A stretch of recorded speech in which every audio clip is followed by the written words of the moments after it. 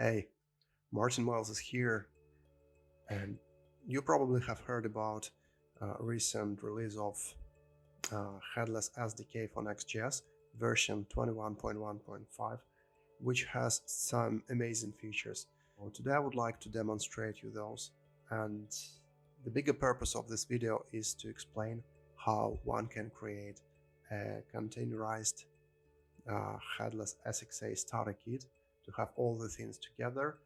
So here we go. The best place to start would be, of course, official documentation, and Sitecore has released a nice walkthrough for creating an Next.js application with JSS initializer. Make sure I select the appropriate version. So that is working with npx command. If you do not specify the version here, it will pick up the latest, and that's what we want. It comes with a very helpful wizard allowing you to select exactly what you want. Their options are Angular, Vue, React, React Native, Next.js. That's actually what we want to do. We want it to default folder with the same name and the same host name. Fetching mechanism would be GraphQL, and that would be for SSG. So finally, this one is the most interesting prompt. It allows you to multiple select different features, which are quite interesting. The first is pretty familiar to everyone, which includes disconnected components. The next one comes with tracking examples for Sitecore XP. So if you're using XP with headless and you want to leverage its tracking into XDB, that's the example, the one you're gonna use. The third one brings components for Headless SXA project. Another one interesting example is for XM Cloud, which leverage embedded personalization. You may have heard that XM Cloud is coming with built-in personalization rules, mostly for in-session personalization. So this example is helpful if you are going XM Cloud. And the last one is an example for hosting multiple sites within a single Next.js application. So let's go. Any additional languages, doesn't matter. And npm install will do the rest of the job.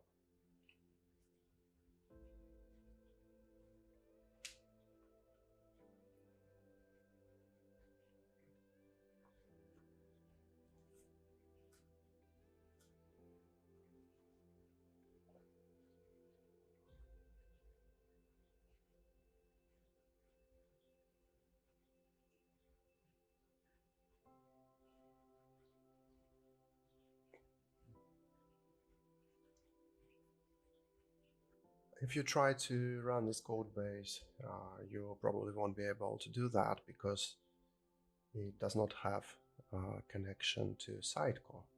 There is no any references to it, and there is no container-based images. So that is scaffolded code comes just on its own. Of course, if you want to run it in disconnected mode, you will be able to do that. This particular example will not run because I referenced dictionary services, but in other case, it will run as normal. What we are going to do in this case, we will be scaffolding another starter kit which comes with containers. The best thing to reference is, again, documentation. So you may find another walkthrough how to set up development environment with the Sitecore containers template for Next.js. Again, make sure you select the right version. And to make this happen, first I need to reference the Vex templates.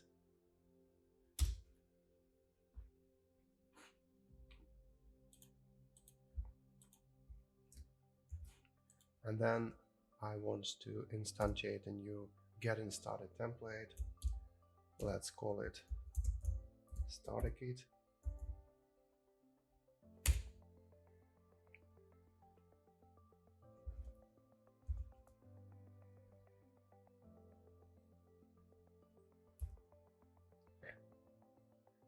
So we will be using GraphQL to fetch layout, SSG as well.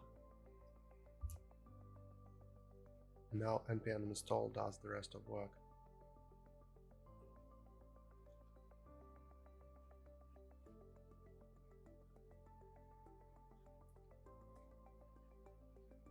Done. Let's take a look at what we scaffolded here. We go into the folder, open it in the Visual Studio Code. So now we clearly see up and down scripts, init script, so everything you would expect to have in your Docker container. Let's set it up for XM Cloud topology.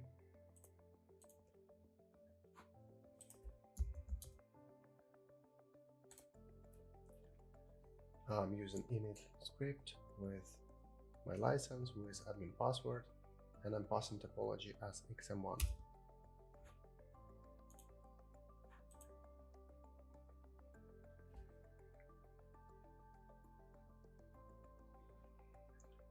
Alright, we're there. Let's add front-end certificate as well. Alright, now we're ready to run it. As normally we run containers by executing up PS1, but the trick with this container setup is that it doesn't have SXA headless in it. It spins up latest Sitecore 10.3.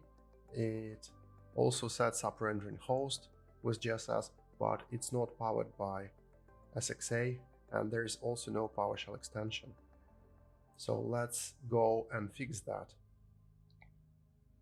What we need to do here is to add these two packages, PowerShell extension and SXA. Well, first of all, let's go into our environment. I will be modifying it for XM1 topology, but you can repeat the same for the rest of topologies. Let's add two environmental variables at the bottom. It will feature image for PowerShell extension and for SXA.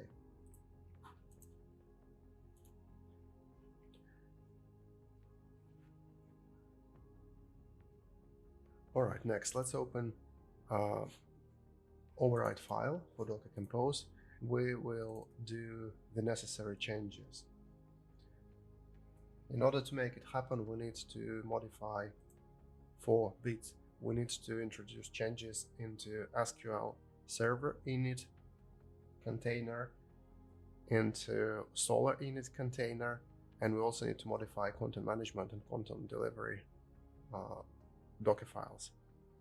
Let's start with SQL Server init. So we reference the image here. Let's do the same for Solar init with SXA image. Down below we have content delivery and content management. For content management, we also need to reference PowerShell extension. Alright, so now let's go and modify the actual Docker files. Let's start with SQL init.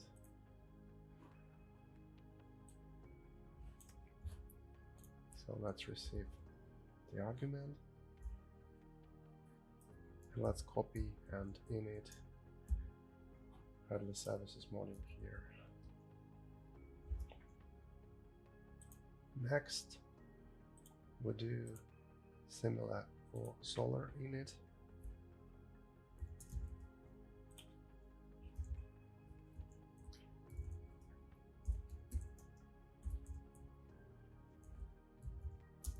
Let's copy Solar course for SXA here.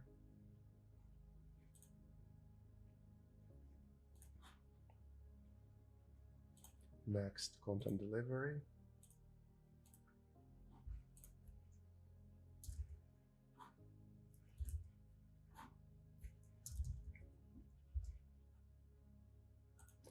And content management. Remember, for content management, we use both of these images.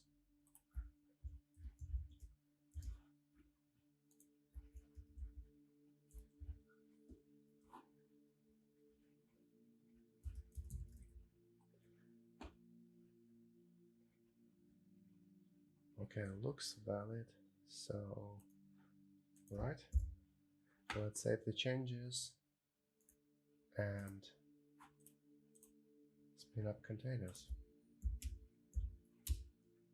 Now I'm ready to run up PS1 script, which will build images, run containers. So we'll see where it takes me to. In order to save some time, I already built the containers in the background, so everything you see is basically the same, but it will not take you to wait extra 5 minutes.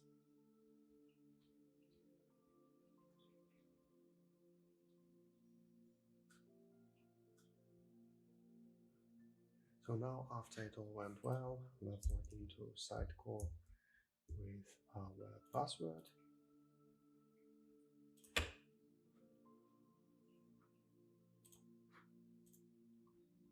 And wait till the script completes with index populating and rebuilding.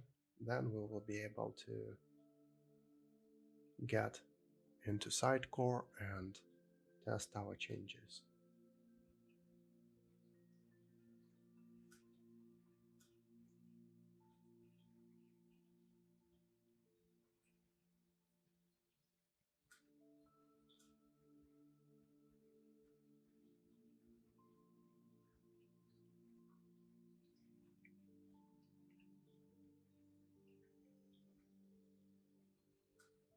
We have our rendering host loaded along with Sitecore CM.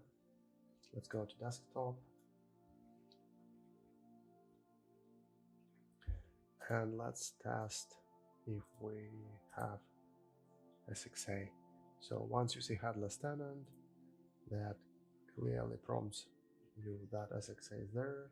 So you see scaffolding scripts running. You set up headless tenant with all the desired features.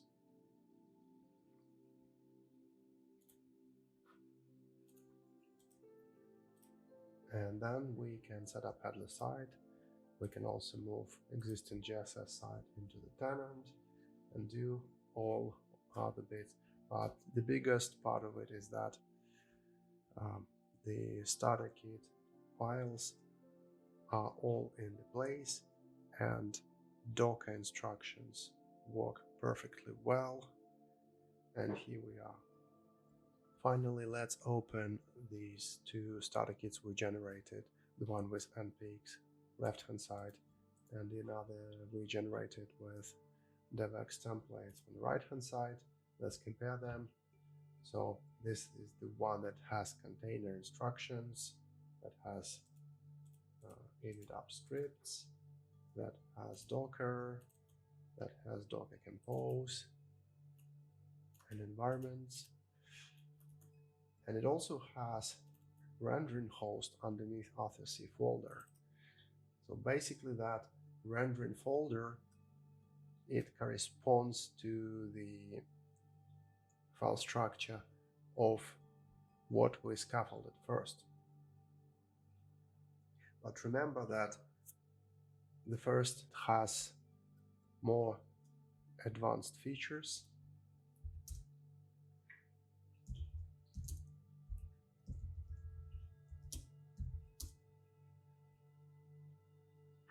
So if you compare components folder, There will be definitely much more here which you will want to cherry pick and move to your starter kit.